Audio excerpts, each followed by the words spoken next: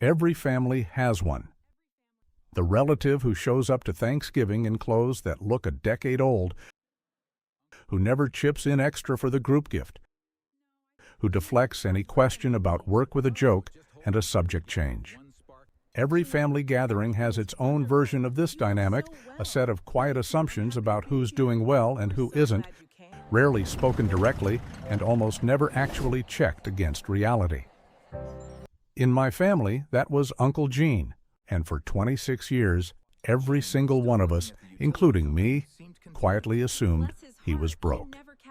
We found out at his 60th birthday dinner, almost by accident, that Gene had been sitting on a portfolio worth more than every other adult in that room combined, and had simply never once felt the need to correct our assumption.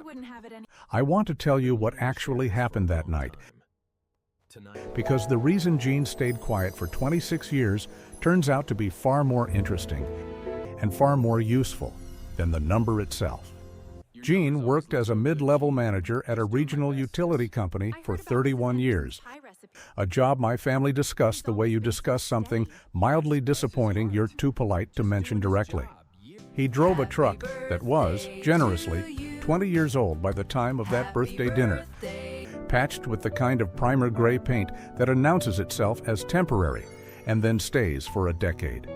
At every family gathering, someone would gently suggest he treat himself to something nicer, and Gene would laugh it off with some version of the same joke, that the truck had more good years left in it than he did. Nobody in my family was being cruel about this. If anything, there was a kind of protective sympathy in how we talked about Gene. The sense that he'd had a harder financial road than the rest of us, and that bringing it up directly would be unkind. My mother, his sister, used to quietly offer to cover his part of shared family expenses, gas money for road trips, his share of a group gift, and Gene would sometimes accept, with what I now understand was a genuinely difficult decision every single time about whether correcting the record was worth what it would cost him socially. This is the part of Gene's story that took me the longest to understand, because on its surface it makes no sense. Why would someone with real financial security let an entire family believe, for over 2.5 decades, that he was barely getting by?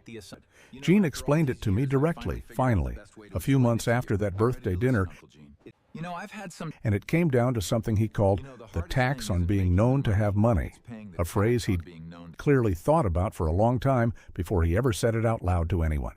Once people know you have money, Gene told me, something changes in every interaction, permanently and irreversibly. Family gatherings start including quiet, half-joking references to loans.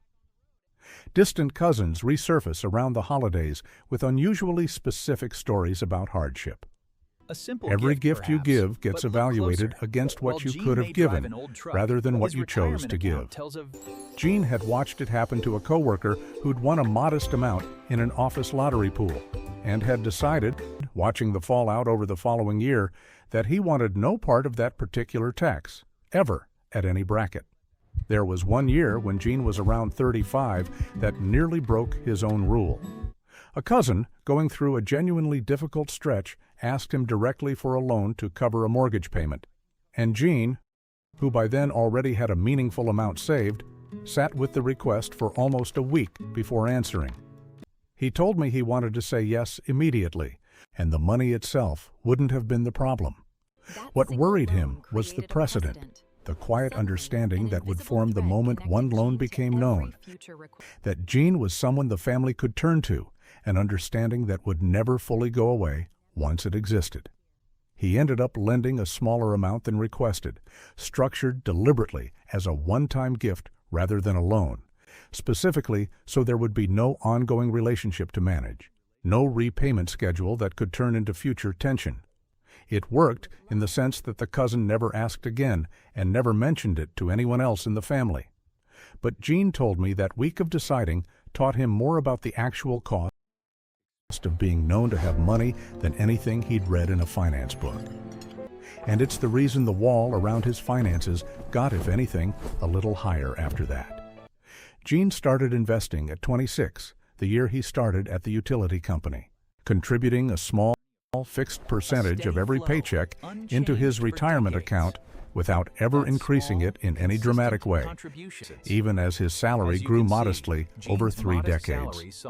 What he did increase consistently was the percentage he redirected from every raise, a trick he'd read about once in a magazine at a doctor's office and never forgot.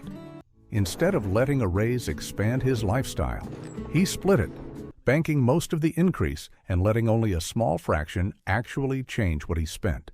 By the time he was 40, this pattern, combined with 3 decades of compounding ahead of him rather than behind him, had already put him in a position most of the family would have found startling. He never told anyone, not because he was hiding anything shameful, but because he'd already run the tax calculation in his head and decided the silence was cheaper. He kept the truck not because he couldn't afford something newer, obviously, but because replacing it would have meant fielding a question, "How'd you afford that?" that he had no interest in answering honestly, and no interest in answering dishonestly either. Gene told this part of the story almost sheepishly, because he thought it made his entire financial life sound like it hinged on a stroke of dumb luck rather than any real wisdom. In his late 20s, sitting in a doctor's office waiting for a routine appointment, he picked up a finance magazine that happened to be sitting on the side table, mostly out of boredom, and read a short article about a strategy for handling raises that split any increase in income between spending and saving before the higher number ever had a chance to feel normal. He said the article wasn't sophisticated. It wasn't even particularly well written. It just happened to reach him at a moment when he was open to hearing it, a few months into a job where he genuinely didn't know yet what his spending habits were going to become. He started the practice that same month and never stopped it for the rest of his career, which is the detail that actually matters far more than the article itself. Plenty of people read a similar tip at some point in their lives and nod along without ever applying it. Gene happened to apply it at 27 and kept applying it, without fail, through every raise for the next 3 decades. And it was that unglamorous repetition, not the article, that eventually built the number nobody in the family saw coming. The number came out almost by accident, the way these things usually do. A financial advisor Gene had worked with for over a decade happened to also handle accounts for my cousin's father-in-law and mentioned in an unrelated conversation about the firm's client base that he'd just helped a client named Gene finalize an estate plan involving a portfolio in the high 7 figures. My cousin's father-in-law, not realizing the Gene in question was the same slightly shabby uncle he'd met twice at family events, repeated the story at the birthday dinner as an interesting anecdote about someone else entirely, only for 3 people at the table to go quiet at almost the exact same moment. Gene, when the room slowly turned to him, didn't deny it. He didn't seem embarrassed either. He mostly seemed tired, in the specific way of someone who has been managing a secret carefully for a very long time and feels something close to relief now that the managing is finally over. He confirmed the number, apologized, genuinely, for the years of letting people quietly worry about him or feel sorry for him, and then answered questions for the rest of the night with the same patient, unbothered tone he'd used for decades to deflect them. Here's what I found most telling.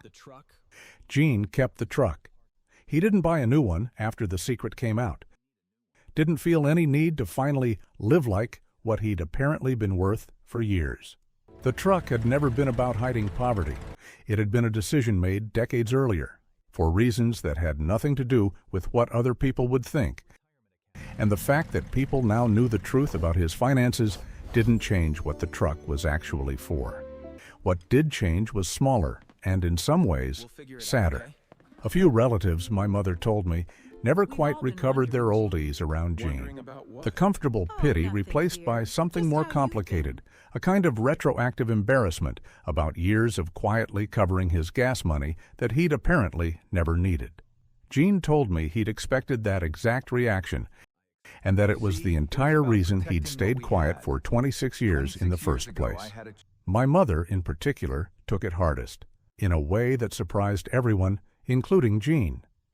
She'd covered small expenses for her brother for decades out of what she genuinely believed was generosity towards someone less fortunate, and discovering that generosity had been, in a sense, unnecessary the entire time left her with a complicated mix of relief and something close to embarrassment.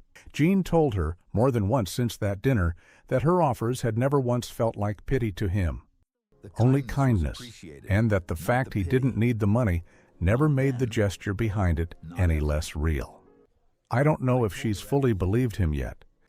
If you've ever found out someone in your own family was hiding the opposite of what you assumed, tell me about it in the comments and start with the word primer so I know you made it to the end.